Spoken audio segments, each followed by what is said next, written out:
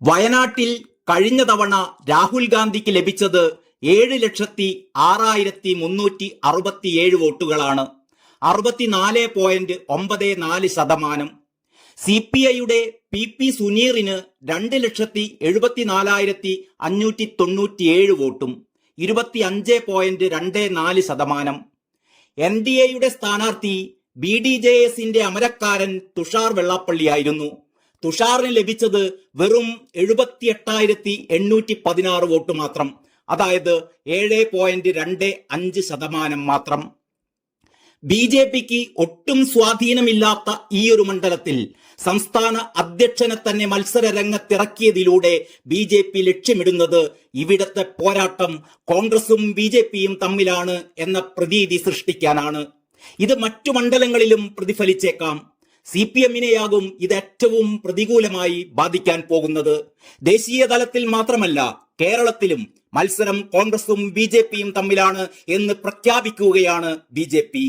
സ്വന്തം സഖ്യത്തിൽപ്പെട്ട സ്ഥാനാർത്ഥികൾക്കെതിരെ മത്സരിക്കുന്ന CPMന്റെ ആത്മാർത്ഥതയില്ലായ്മയും ഇരട്ടത്താപ്പും സർവോപരി കപടമുഖവും കൂടിയാണ് BJP ഈ തന്ത്രത്തിലൂടെ പൊളിച്ചടുക്കിയിരിക്കുന്നത്. കഴിഞ്ഞ തിരഞ്ഞെടുപ്പിൽ രാഹുൽ പ്രധാനമന്ത്രിയാകാൻ പോകുന്നു എന്നൊരു പ്രതീതി വയനാട്ടിലുണ്ടായിരുന്നു. അതാണ് ഇത്ര വലിയ ഭൂരിപക്ഷം രാഹുലിന് കിട്ടാനുള്ള പ്രധാന കാരണം. പക്ഷേ ഇത്തവണ സ്ഥിതി അതല്ലല്ലോ. മാത്രവുമല്ല, കഴിഞ്ഞ 5 വർഷം MP ആയിരുന്നിട്ട് ഈ മണ്ഡലത്തിനു വേണ്ടി രാഹുൽ എന്ത് ചെയ്തു എന്ന ചോദ്യവും ഉയരും. ഈ 2 ഘടകങ്ങളാൽ രാഹുലിന് കഴിഞ്ഞ തവണ നേടാനായ തകർപ്പൻ വിജയം ഇത്തവണ ആവർത്തിക്കാനാവില്ല എന്നത് 100% ഉറപ്പാണ്. രാജ്യം ഭരിക്കുന്ന ഒരു പാർട്ടിക്ക് വയനാട്ടിൽ പലതും ചെയ്യാനാകും. പക്ഷേ പ്രതിപക്ഷത്തിരിക്കാൻ വിധിക്കപ്പെട്ട ഒരു ജനപ്രതിനിധിക്ക് ഇപ്പോഴുള്ളതിൽ കൂടുതലായി ഒന്നും ചെയ്യാനാകില്ല എന്ന യാഥാർത്ഥ്യം തിരിച്ചറിയുന്ന വോട്ടർമാർ മറിച്ചു കുത്തിയാൽ വയനാട്ടിലെ ചിത്രം മാറും. അതാണ് BJPയുടെ പ്രതീക്ഷ. മണ്ഡലത്തിലെ ക്രൈസ്തവ സഭകൾ BJP നേതൃത്വവുമായി നല്ല ബന്ധം പുലർത്തുന്നതും BJPയുടെ പ്രതീക്ഷ വർദ്ധിപ്പിക്കുന്നുണ്ട്. വന്യമൃഗശല്യമടക്കമുള്ള കാര്യങ്ങളിൽ ജനങ്ങൾക്കിടയിൽ നിലനിൽക്കുന്ന അതൃപ്തിയും പരമാവധി അനുകൂലമാക്കി മാറ്റാനാകും BJPയുടെ ശ്രമം. BJPയുടെ A ക്ലാസ് മണ്ഡലമാകാൻ അമേഠിക്ക് കഴിയുമെങ്കിൽ വയനാടിനും കഴിയുമെന്നാണ് BJP അനുഭാവികൾ കരുതുന്നത്. സംസ്ഥാന അധ്യക്ഷനെ തന്നെ കളത്തിലിറക്കിയതിലൂടെ BJP മടയിൽ കയറി വേട്ടയാടാനുള്ള ധൈര്യം കൂടിയാണ് കാണിച്ചിരിക്കുന്നതെന്ന് ഇവർ പറയുന്നു. സോഷ്യൽ മീഡിയകളിൽ ഇത്തരം കമന്റുകൾ നിറയുകയാണ്.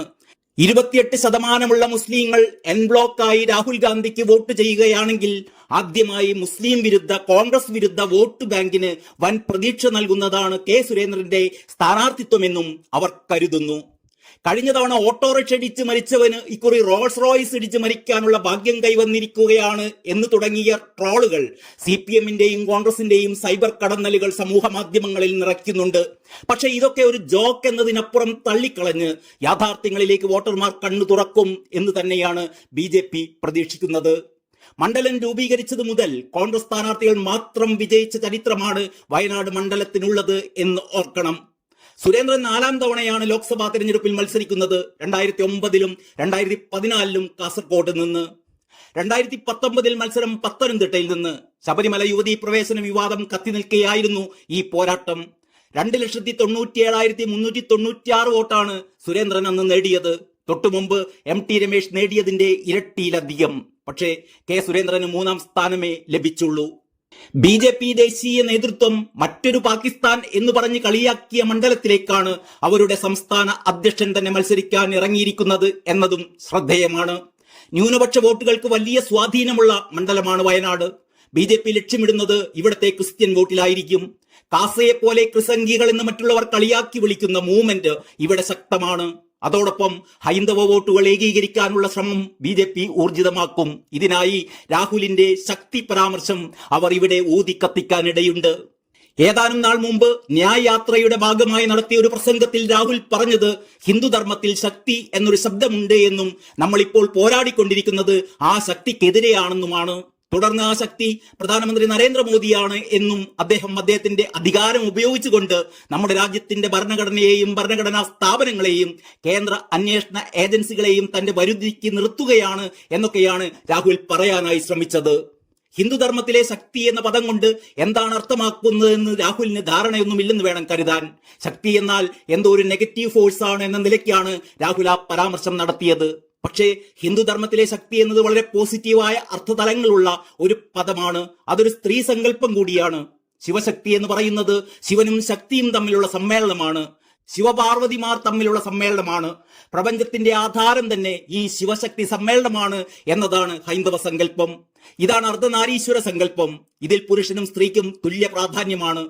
ഇങ്ങനെ വളരെ പോസിറ്റീവായ ഒരു പദത്തെ വളരെ നെഗറ്റീവായി കാണുകയും പ്രധാനമന്ത്രി ഇത്തരമൊരു ശക്തിയുടെ മുഖം മൂടിയാണ് എന്ന് രാഹുൽ പറയുകയും ചെയ്യുമ്പോൾ രാഹുൽ ഹൈന്ദവ ബിംബത്തെ വികലമാക്കുകയാണ് ചെയ്തിരിക്കുന്നത് എന്നാണ് ഉയരുന്ന ആരോപണം.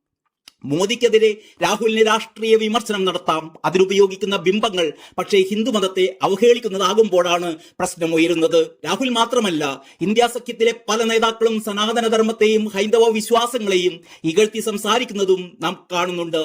ഈ വിധത്തിലുള്ള പ്രസ്താവനകളും നിലപാടുകളുമൊക്കെ BJP തീർച്ചയായും വയനാട്ടിലും ഊതി കത്തിക്കുമെന്ന് ഉറപ്പാണ്.